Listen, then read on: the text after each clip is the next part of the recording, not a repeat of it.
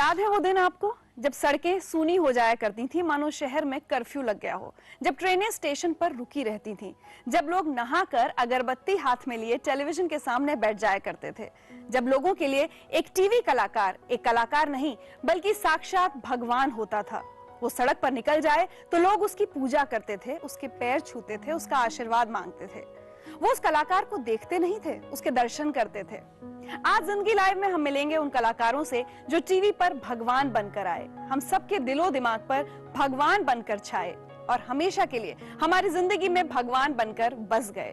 और जानेंगे उनसे कि कैसे एक रोल ने उनकी जिंदगी बदल दी, और देखेंगे आज कहां हैं, कैसे हैं, क्या कर रहे हैं हमारे टीवी के भगवान।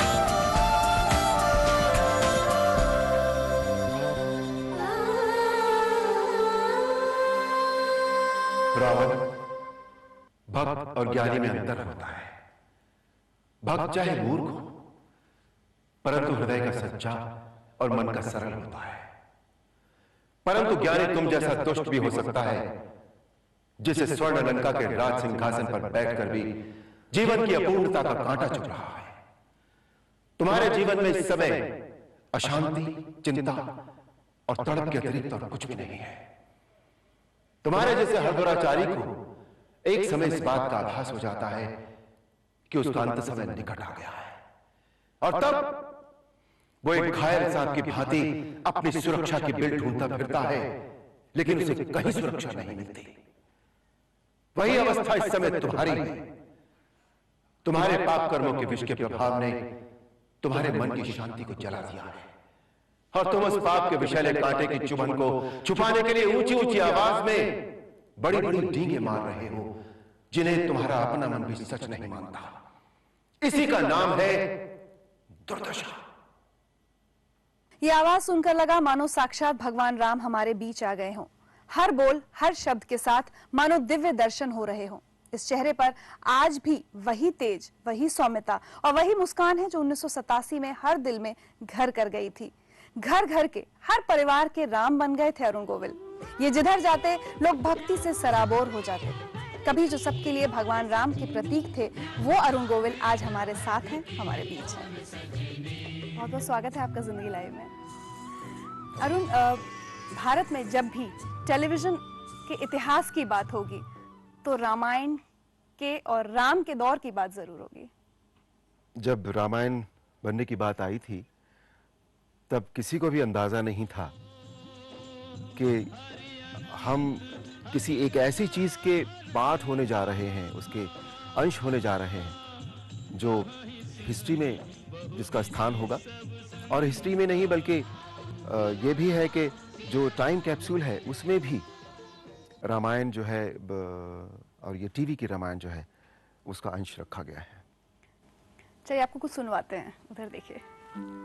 बचपन में जैसे कि हमको बताया गया कि FR सेव, तो सेव का जो हमने आकार देखा वही इसी तरीके से जब राम का नाम लिया गया तो राम हमारे सामने टीवी के रूप में थे और टीवी में अरुण गोविल थे, तो हमने बस वही कल्पना की है आज तक। हिमाचल में तो जब लोग बस से जाती थी तो जब वो 9 साढ़े 9 बजे का आता था, मुझे याद है ड्राइवर बस रोक देता था उसको देखने के लिए और पैसेंजर्स को दिखाने के लिए। पुराने रामायण के बाद बहुत सारे रामायण बने, लेकिन राम का नाम सुन के पहले जो आता है वो अरुण गोविल का ही नाम दिमाग में आता है। अच्छा, एक बात बताइए, चलिए उस वक्त के उस क्रेज की बात करते हैं। वो वक्त भुलाए नहीं भूलता। मुझे याद है हम स्कूल में पढ़ते थे और रामायण आती थी, कम से कम उस वक्त हमारे शहर में बिजली नहीं जाती थी, और अगर किसी दिन बिजली चली गई तो बिजली विभाग के लोगों की खैर नहीं। उस दिन इतना गुस्सा हो, और ये इस तरह की खबरें हम अखबार में पढ़ते थे, दूसरे शहरों में जो होता था। आपके अपने एक्सपीरियंसेस उस वक्त क्या रहे? मुझे देखने के बाद हजारों लाखों की भीड़ में जो लोग होते थे, उनमें से कुछ लोग ऐसे जरूर होते थे जो छूना चाहते थे केवल इसलिए मुझे कि भगवान को वो छू रहे हैं। और जिस किसी का हाथ मेरे बदन को लग गया, उनके आंखों से उनका जो चेहरे का एक्सप्रेशन था वो बयान नहीं किया जा सकता शब्दों में। जैसे कि उन्हें भगवान मिल गया है। आंखों में उनके आंसू हैं और चेहरे पर इतना उल्लास, इतना आह्लाद है कि जिसे वर्णन नहीं किया जा सकता। बल्कि मैं बताऊं, एक बार हम सुबह को ट्रैवल कर रहे थे, कहीं यूपी के इंटीरियर में, कहीं ईस्टर्न यूपी में हम लोग थे कहीं, और सुबह 9 साढ़े 9 बजे थे जब तो पता लगा कि अब तो रामायण कहीं आने वाली होगी। तो हमने एक गांव देखा, उस गांव में एक टीवी हमें नजर आ रहा था, ऊपर एंटीना नजर आ रहा था। हमने वहां अपनी गाड़ी रोक दी। गाड़ी रोककर हम उस गली में, कच्ची गली में उतर गए गांव की। तो पहले ही घर में वो टीवी लगा था। तो वहां अकेला एक बंदा बैठकर टीवी देख रहा था, एक लड़का। तो हम चुप कर, 2-3 लोग थे, हम जाकर उसके पीछे आराम से बैठ गए और हमने कहा हम भी रामायण देख लेते, टीवी देख लेते। तो उसने ऐसे ही, जैसे कोई आके बैठ जाते हैं उन दिनों गांव में, तो वैसे भी फर्क नहीं पड़ता। तो ठीक है, उसने ऐसे देखा और वो फिर रामायण देखने लगा। और कुछ पल के बाद उसने शायद देखा होगा ध्यान से, उसके बाद फिर ये देखा उसने, and he jumped and he ran. अरे राम जी आ गए! पूरे गांव में जो हल्ला हुआ था, वो रामायण तो लोगों ने देखी नहीं उस दिन। राम जी उनके हाथ में आ गए थे, पर इतना आदर, इतनी श्रद्धा, इतना स्नेह उन दिनों मिलता था। आप जब ये काम करना शुरू किया, आपकी खुद की जिंदगी कितनी बदली? बहुत ज्यादा नहीं। इतना जरूर है कि मैं ये रोल करने के बाद पहले से ज्यादा लॉजिकल हो गया था, रीजनिंग शुरू हो गई थी मेरी। रामायण से पहले आप फिल्मों में आपने काफी काम किया जी। था। उस वक्त कभी सोचा नहीं होगा कि एक रोल आएगा और जिंदगी इतनी बदल जाएगी? ये बात सही है कि जब रामायण बनाने की बात आई थी तो मैं रामानंद सागर साहब के कैंप में ऑलरेडी काम कर रहा था। मैंने उनके लिए एक फिल्म की थी, बादल, मिठुन दा के साथ थी वो फिल्म। फिर मैंने एक सीरियल किया था, विक्रम और बेताल, जिसमें मैंने राजा विक्रम का कैरेक्टर किया था। तो वहां जब रामायण बनाने की बात आई थी तो मेरे मन में पता नहीं क्यों ये ख्याल जरूर आया था कि मुझे राम जी का चरित्र करना चाहिए। और मैंने सागर साहब से ये बात कही भी कि मैं ये करना चाहता हूं। और उन्होंने कहा कि ठीक है, जब समय आएगा तब हम देखेंगे। फिर उन्होंने मेरा ऑडिशन लिया। फिर उस ऑडिशन में मुझे आउटराइट रिजेक्ट किया गया। बट पता नहीं फिर क्या हुआ उनके यहाँ। फिर one fine morning he called me and he says, नहीं, हमें, जो हमारी कमेटी है उन्होंने ये डिसाइड किया कि हमें तुमसे अच्छा राम नहीं मिलेगा। जब एक्चुअली आपने जब काम शुरू किया और अपना जब कैरेक्टर पोर्ट्रे किया तो लोग बहुत हैरान थे, यूनिट के लोग बड़े हैरान थे। शायद उतनी उम्मीद लोगों को भी नहीं थी आपके साथ काम करने वालों की कि इतना बेहतरीन निकल कर आएगा आपका काम। अब इस विषय में तो मैं कुछ नहीं कह सकता। इसमें तो जिन लोगों ने आपको ये बात बताई है, आप उनसे पूछती तो ज्यादा बेहतर चलिए, हमने पूछी है, आपको सुनवा देते हैं जवाब। अरुण, जय श्री राम। तुम्हें याद है जब तुम्हें पापा जी ने बुलाया था राम के रोल के लिए? तुम्हारे से पहले कम से कम उन्होंने कोई 200-225 लड़के या लड़के देखे सब राम के लिए, लेकिन जब तुम्हारा चेहरा देखा तो देखते ही उनको लगा कि राम सामने आ गए। तुम्हें देखते ही उन्होंने कहा कि ये मेरा राम है। तो भैया, very nice, God bless you, and मेरी शुभकामनाएं तुम्हारे साथ है। जो भी काम करो, राम तुम्हारे साथ है। जहाँ पे कृपा राम की हुई, ता पे कृपा करे सब कोई। जय श्री राम।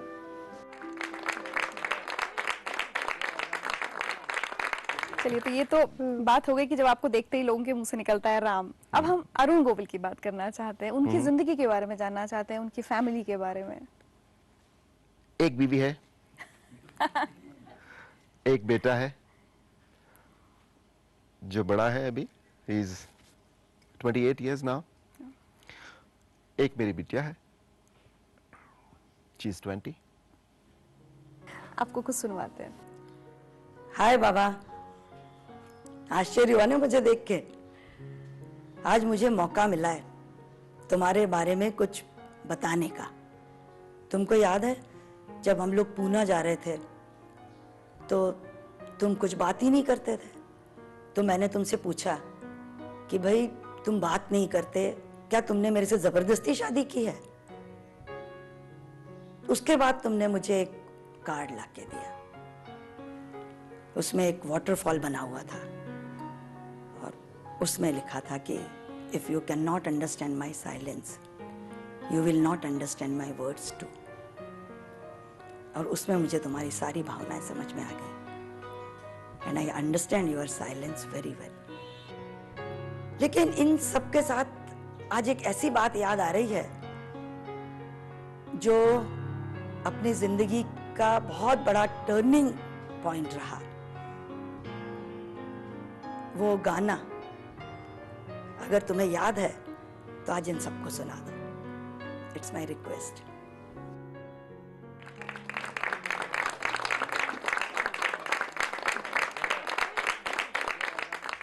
मैं उसकी जो पहले लाइन है मुखड़ा, वो मैं आप लोगों को आपको सुना देता हूँ।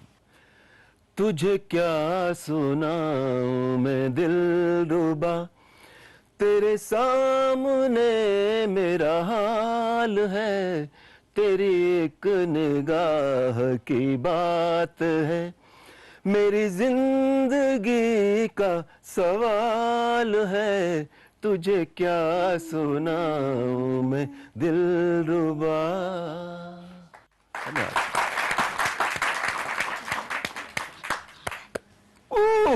Oh my God!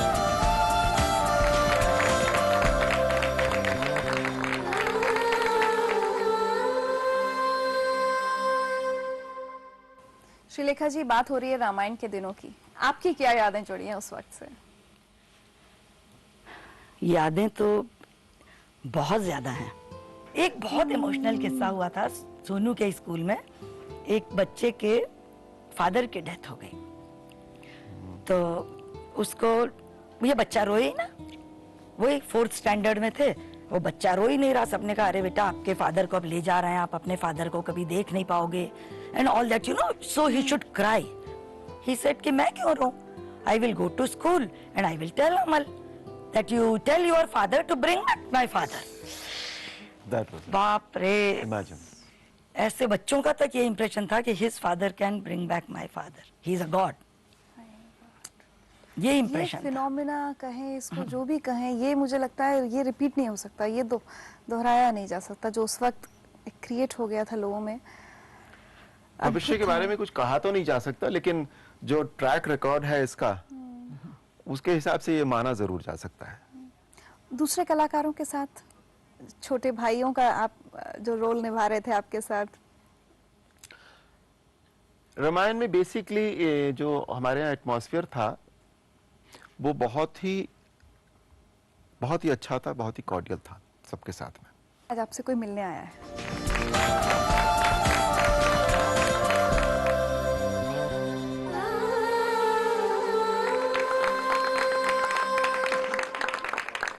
Sunil ji, Sabir जी, उस वक्त जिस तरह से लोग आप लोगों को देखते थे या पैर छूने आते थे या पूजा करने आते थे, कोई एक साथ का कोई मौका आप लोगों को आज याद आता हो, कोई इंसिडेंट?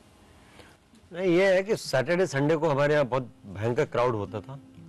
ऐसा लगता था कि जैसे कि हम लोग जू में एनिमल हैं और हजारों की भीड़ देखने आती है लोगों को।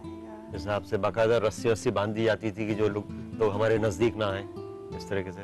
और बसेस भर के काफी लोग आते थे, मतलब स्कूल की पिकनिक्स बहुत आती थी सैटरडे संडे को। Do you miss those days? अब आपको कभी याद आते हैं वो दिन?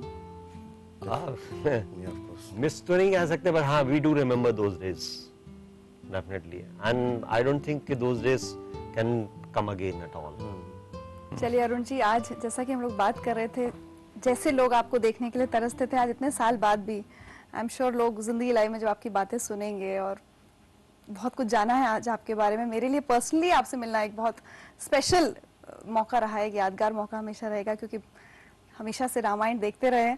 आपके लिए एक छोटा सा तोहफा हमारे लिए।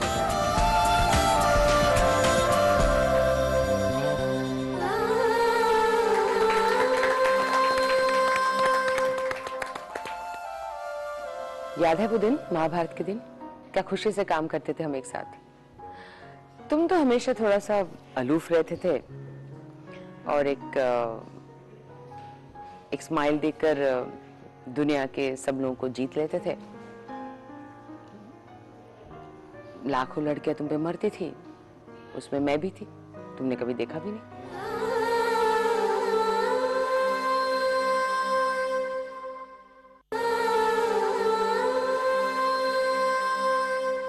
वो मस्त होकर गोपियों के साथ रास रचाने वाले रसिया हैं, वो सुदर्शन चक्रधारी हैं, छलने वाले सबसे बड़े छलिया भी हैं। गीता का उपदेश देकर जीवन की सही दिशा दिखाने वाले नारायण भी वही हैं। एक अवतार में वो सब कुछ हैं। वो हैं राधे मुरारी मुकुंद बिहारी कृष्ण। और कृष्ण का रूप धरकर जब नीतीश भारद्वाज टेलीविजन के पर्दे पर आए तो उन्होंने बिल्कुल वैसे ही हमारा मन मोह लिया जैसे कृष्ण ने सबका दिल जीता था। लोगों की भक्ति की भी क्या बिसात, उन्होंने नीतीश रूपी कृष्ण की पूजा की, उनके चरणों की धूल को सर पर लगाया, यहाँ तक कि उन्हें वोट देकर सांसद भी बना दिया। Thank you.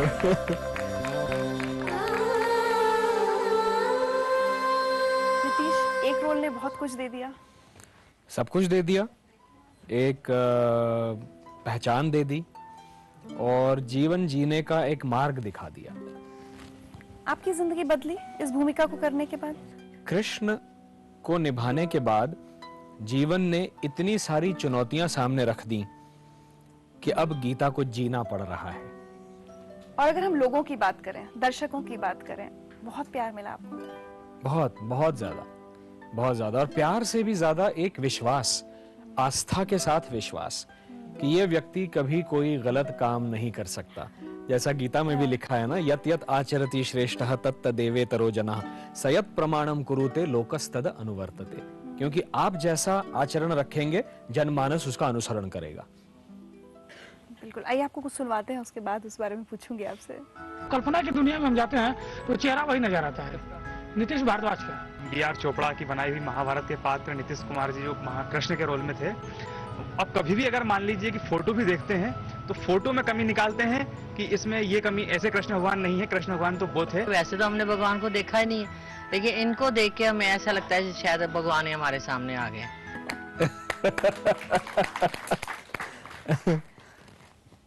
उस वक्त लोगों की श्रद्धा भक्ति, जो हम बात कर रहे हैं, आस्था की बात कर रहे हैं, उसका क्या चरम देखा है आपने, क्या देखा? हम लोग जयपुर में जब गए थे, लॉन्ग शॉट्स की पूरे कुरुक्षेत्र की सारी तैयारी हो गई थी और सारे शूटिंग वूटिंग हो रही थी और बेस कैंप से मेरा शॉट नहीं लगा था तो मुझे नहीं बुलाया था। ऑल ऑफ सडन मुझे कहा कि बुलाया है आपको लोकेशन पे, और लोकेशन पे ना ले जाकर मुझे एक साइड में ले गए जहां बहुत सारी भीड़ थी। और धर्म चोपड़ा जो हमारे मेन कैमरामैन थे, उन्होंने कहा नीतीश यार, सारी जनता जो वो कह रही है कि देखो हमारी शूटिंग अटकी है, जब तक कृष्ण जी के दर्शन नहीं होंगे हम शूटिंग शुरू नहीं करने देंगे। मैं लगभग 2 घंटे तक खड़ा था वहां पर और लोग बाकायदा कृष्ण जी का दर्शन करके जा रहे थे। कैसे मिला ये रोल? उन्होंने किसी और का चयन किया था, लेकिन रवि जी और राही साहब, डॉक्टर राही मासूम रजा, स्वयं चोपड़ा जी भी और पंडित नरेंद्र शर्मा पूर्ण रूप से संतुष्ट नहीं थे। तो मैं पंडित नरेंद्र शर्मा जी से मिलने चला गया उनके घर।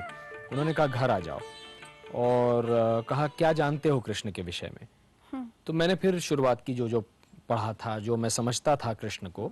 तब उन्होंने जाकर कहा, शाम को 5:30 बज गए थे, कि तुमको समझ में आ रहा है, तुम मेरे साथ 3.5 घंटे चर्चा कर रहे हो, जानते हो, अब बस कर जाओ। पर आज खुशी होती है कि ये रोल किया, मतलब you feel complete? No, I don't feel complete. I have to find more landmarks in my life and more high points in my life. Which you did. We'll talk about that. पर उससे पहले आपके लिए एक special message है। Hi Nitish. When I met you and हम जब इकट्ठे ट्रैवल कर रहे थे और गांव में गए थे, तो ये देख के बड़ा अचरज लगता था कि लोग अभी तक आपको भगवान श्री कृष्ण मानते हैं और बहुत आस्था है आप में। और जिस तरह से वो पैर छू रहे थे, आपसे आशीर्वाद मांग रहे थे, और साथ साथ मुझे जरा जो बात थोड़ी सी अजीब लगी, मुझे भी पूछ रहे थे कि आप राधा हैं कि रुक्मिणी हैं। और ये सब देख के मुझे ये लगा कि एक कितना बड़ा प्रभाव आपकी छवि का लोगों के मन पे है। लेकिन जो चीज़ मैं सबसे ज़्यादा आप में पसंद करती हूँ वो ये है कि एक बहुत ही डीपली स्पिरिचुअल पर्सन है आप। And I wish you all the best for everything in life.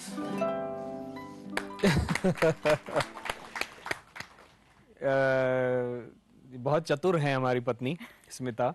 वो राधा रुक्मिणी लोग कहते हैं, तो उन्होंने ये कहा नहीं, वो कहती है मैं राधा से लेकर 16,108 तक सब कुछ हूँ। तो आपके लिए और कोई गुंजाइश नहीं है। स्कोप खत्म हो गया है। बस खत्म, फुल स्टॉप। अब आप क्या क्या कर रहे हैं? अब मैं अपनी पहली डायरेक्टोरियल हिंदी फीचर फिल्म के ऊपर काम कर रहा हूँ। कब तक देखने को मिलेगी? अगले वर्ष उसमें आपको किसी रोल में देखेंगे? जी नहीं सिर्फ मैं director? मैं बतौर केवल निर्देशक के काम करना चाहता हूँ मेरी फिल्म में। तो ये वेटनरी सर्जन वैसे एक्टिंग में आ कैसे गया था? देखिए मैं आपको सीधे सीधे बता दूं, कृष्ण जी गायों के साथ रहे, मैं भी गायों के साथ रहा, ठीक है। वो राजनीति में आए, मैं भी कुछ समय के लिए राजनीति में चला गया, क्योंकि हमारा जन्म नक्षत्र एक है, हमारी राशि एक है, एस्ट्रोलॉजिकली भी। हाँ जी। तो आज भी महाभारत के दिन बहुत ज्यादा याद आते हैं, बैठे बैठे कई बार याद आते हैं, कुछ कुछ स्मृतियां हैं जो याद आती हैं। चलिए, महाभारत के दिनों से आपके साथ जुड़ी हुई एक शख्सियत का मैसेज है आपके लिए। अच्छा। हेलो नीतीश, याद है वो दिन, महाभारत के दिन? क्या खुशी से काम करते थे हम एक साथ। तुम तो हमेशा थोड़ा सा अलूफ रहते थे और एक स्माइल देकर दुनिया के सब लोगों को जीत लेते थे। लाखों लड़कियां तुम पे मरती थी, उसमें मैं भी थी, तुमने कभी देखा भी नहीं। महाभारत का वो सीन तुम्हें याद है जब वनवास में तुम मुझसे मिलने आते हो और अर्जुन वहां पे कुछ बदमाशी करता है शॉट के दौरान और मैं बहुत चिढ़ जाती हूँ। And I was thinking of telling Ravi ji कि देखो ये बहुत बदमाशी कर रहा है, और मैंने तुम्हारी तरफ देखा और बोला कि ऐसे इशारे में पूछा कि बोल दूं रवि जी को, तो तुमने कहा हाँ, तुमको डिस्टर्ब हो रहा था बोल दो। तुमने भी इशारा में मुझे वो कहा था और I told Ravi ji, and Ravi ji से रवि जी अर्जुन को बहुत बहुत डांटा था। मुझे पता है तुम बहुत आगे बढ़ गए हो, बहुत मिस करती हूँ तुम्हें। अच्छा रहना। I wish you all the best in life. She's a very sweet person, very sensitive actress. आपके फैंस को कभी दोबारा आप श्री कृष्ण के रूप में दिखेंगे? पता नहीं, वो यदि चाहेंगे तो हो जाएगा। Thank you so much for coming on the show. अपनी अर्जी ऊपर दे दीजिए। ठीक है, लगा दी। आपके लिए एक छोटा सा तोहफा है।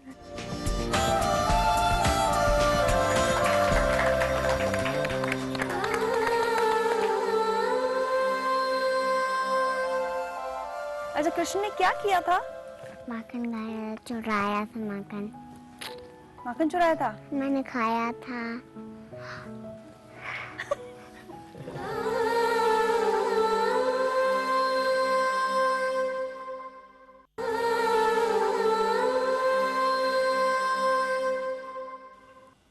तूने मुझे इस दुनिया में भेजा है लोगों के दुख दर्द कम करने के लिए, लोगों को करुणा देने के लिए इस दुनिया में तूने भेजा है। लेकिन इस दुनिया में इंसान एक दूसरे का गला अपने ही हाथों से काट रहा है। तेरा ही बनाया हुआ इंसान, जिसके बालों से लेकर नाखून तक तूने बुना है, तेरी ही बनाई हुई कृति को खत्म करता रहा। क्या करूं मालिक, मैं तो इससे जान भी नहीं ले सकता, क्योंकि वो जान भी तुम्ही तो दिया है मालिक। लोग मुझे भगवान कहते हैं, लेकिन मैं तो कभी भगवान की बात ही नहीं की, क्योंकि मालिक तूने ही तो भेजा है कि यार लोगों को करुणा दे, उसके सर पर हाथ रख, उसको सही दिशा दिखा। मालिक, इस हाड़ मांस के शरीर में अब कोई जान नहीं है। लोगों को देते देते अब मैं खोखला हो गया हूं। मालिक, बुला ले मेरे पास, बुला ले मेरे पास। सबका मालिक।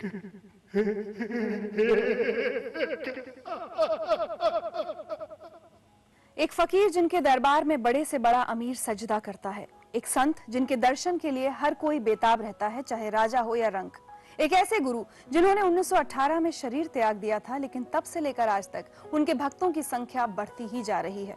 और साईं बाबा के ऐसे ही भक्त हैं मुकुल नाग, जिन्हें मौका मिला टेलीविजन पर साईं बाबा बनने का, और इस किरदार ने मुकुल की जिंदगी, उनकी सोच, उनका नजरिया सब कुछ बदल दिया।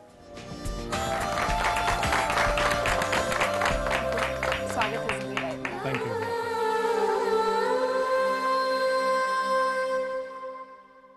आपको कुछ सुनवाते हैं जी।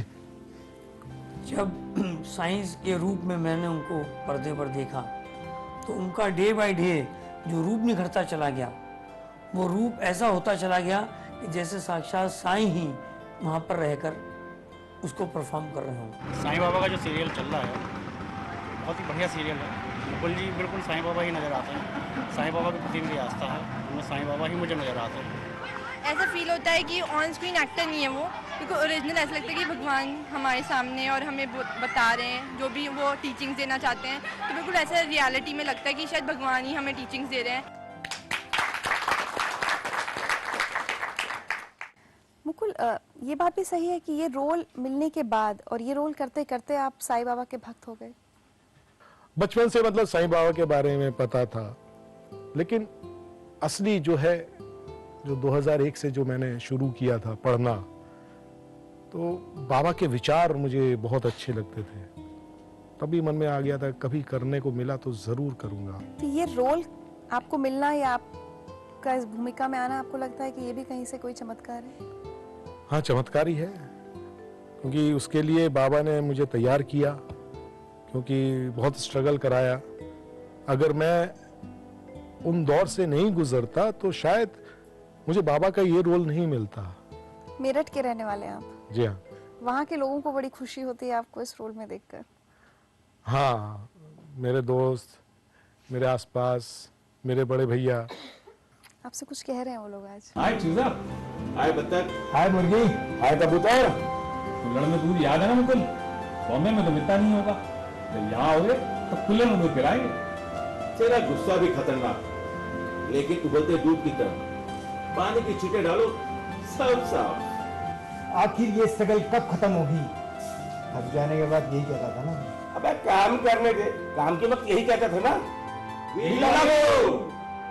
प्लीज रोना मत, तो बहुत इमोशनल है यार।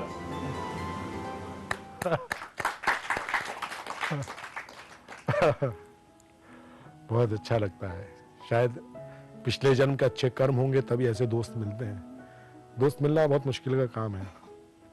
अच्छा, एक बात बताइए, अभी ऐसा होता है कि कहीं शूटिंग कर रहे हैं और लोग एकदम आ गए, पूजा करने लगे या पैर छू लिए, या आसपास जो आपके घर के लोग रहते हैं वो आ जाते हैं कभी साईं बाबा मानकर सम्मान देने? शूटिंग में आते हैं लोग, लेकिन मैं पैर छूने नहीं देता हूँ। मैं कहता हूँ पैर छूना है तो मंदिर में जाके बाबा के पैर छुओ, क्योंकि आप इंसान में ढूंढ रहे हो, इंसान में मत ढूंढो, अपने अंदर ढूंढो। कभी लगता है फैमिली इग्नोर हो रही है सबकी वजह से? हाँ, वक्त कम दे पाते हैं। मेरे बच्चे सामने बैठे हैं, इनको हमेशा लगता है कि पापा नहीं है। मेरे दोनों बच्चे फोन करते रहते हैं और पूछते रहते हैं पापा कब आ रहे हो। घर बहुत इम्पोर्टेंट होता है। घर से आपके लिए एक मैसेज और है। मुझे याद है कि जब आप 2002 में बहुत बीमार हुए थे और उस मतलब काफ़ी टाइम, कई महीनों तक बीमार रहे थे और बहुत आत्मविश्वास जो था आपका हिल गया था, क्योंकि बीमारी ने बहुत तोड़ दिया था।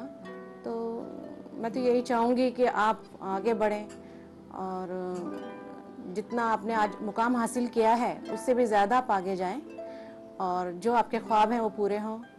यही बाबा से प्रार्थना करती हूँ और यही मेरी आपके लिए दुआ है। नहीं मुकुल, जैसा कि आपकी पत्नी ने कहा, हम सब भी, हमारी ढेर सारी शुभकामनाएं आपके साथ हैं। आप बहुत अच्छा काम करते रहें आगे, और जैसे साईं बाबा बनकर सब लोगों को इतना सिखा रहे हैं वैसे हमेशा सिखाते रहें, और साईं बाबा ने जो सिखाया उन पर आप खुद भी अमल कर सकें। आप शो पर आए, आपका बहुत बहुत शुक्रिया, और इस शो को यादगार बनाने के लिए आपके लिए एक तोहफा है छोटा सा।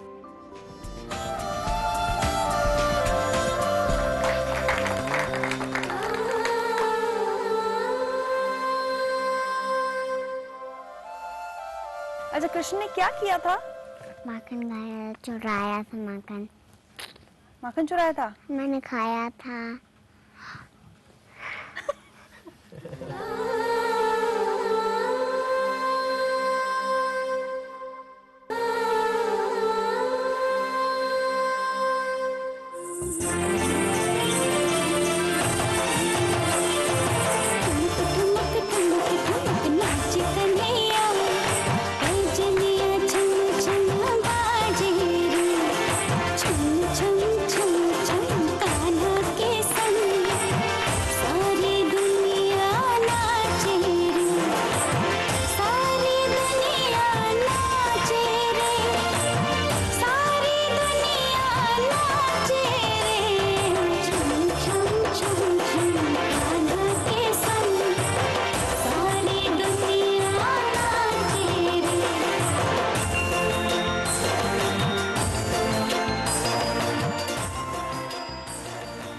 मैंने माखन नहीं खाया।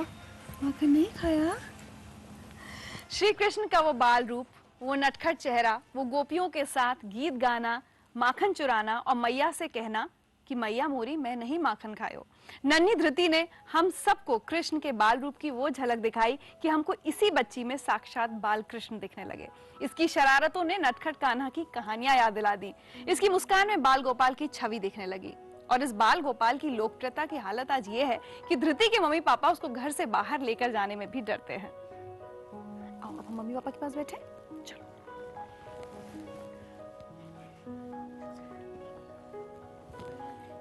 पूनम, गगन, कैसे मिला धृति को ये रोल कृष्ण का? इस शो का कॉल हमें रात को 2:30 बजे आया था कि ऐसा ऐसा एक ऑडिशन है, आपको कल जाना है, तो आप जाएंगे? तो फाइन, मैं जाऊंगा। तो ये ऑडिशन भी मैं बस जनरली हम देने चले गए कि चलिए देते हैं, बट हमें नहीं पता था कि ये धृति की लाइफ का, हमारी लाइफ का एक ऐसा ब्रेक होगा जो हम सबकी लाइफ को चेंज कर देगा। और आज जो भी धृति ने किया वो पूरी दुनिया के सामने। बिल्कुल। और सिर्फ 2.5 साल की थी जब ये काम इसने शुरू किया। जी। कैसे कर लेती है? मैं तब से इसको देख रही हूँ। She is such an active child. But हमेशा से ऐसी है? ये बचपन से ही ऐसी है। बच्चे को कितना समझ में आता है? बहुत छोटी है।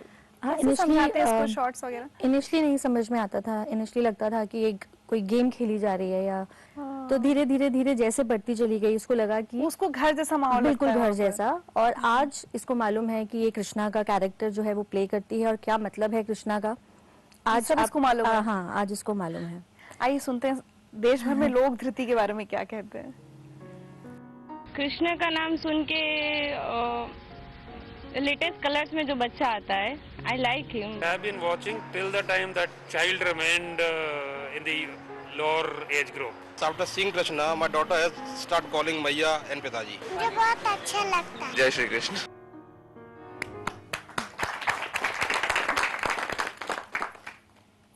धृति, एक बार जय कन्हैया लाल की बोल के दिखाओ। हाथी घोड़ा बाल की, जय कन्हैया लाल की। अरे वाह। अच्छा धृति, कृष्ण कौन है? मैं।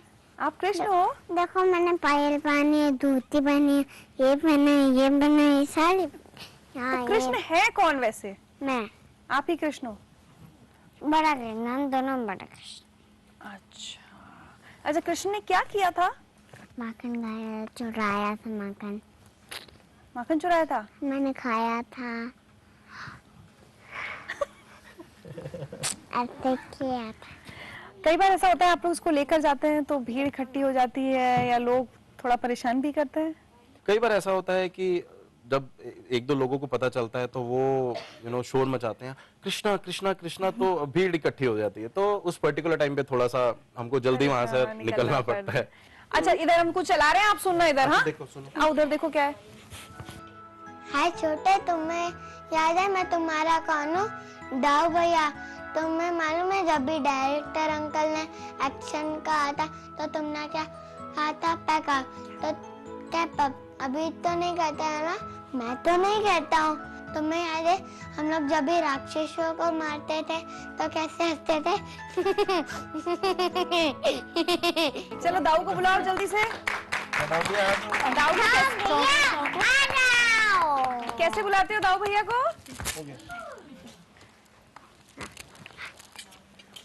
अच्छा दाऊ भैया से कैसे बात करती हो जल्दी बताओ। दाऊ भैया माखन चुराने जाए चलो। अच्छा ये बताओ कि आपने कंस को कैसे मारा था? कंस कौन है? अरे मामा जी। मामा जी को कैसे मारा था? धृति आपसे लड़ते हैं ये? हाँ। फिर क्या होता है? फिर फ्रेंड्स बन जाते हैं ना। लड़ते कैसे हो? फिर ऐसे करते हैं।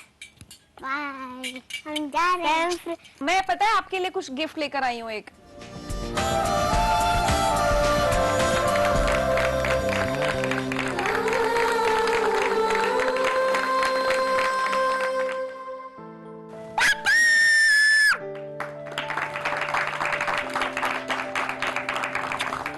मेरे को एक और किसी दे दो। एक बार डांटने की एक्टिंग करके दिखाओ ना मम्मी की। मुझे माखन नहीं खिलाओगी? माखन नहीं है। आपको माखन पसंद है? खिलाती है। आपकी मटकी फूट गई। शायद माखन आपका ऊपर आ गया। अरे फिर बाबा ऐसे ढीला ढीला क्यों कर बंद देते? कैसे होएगा?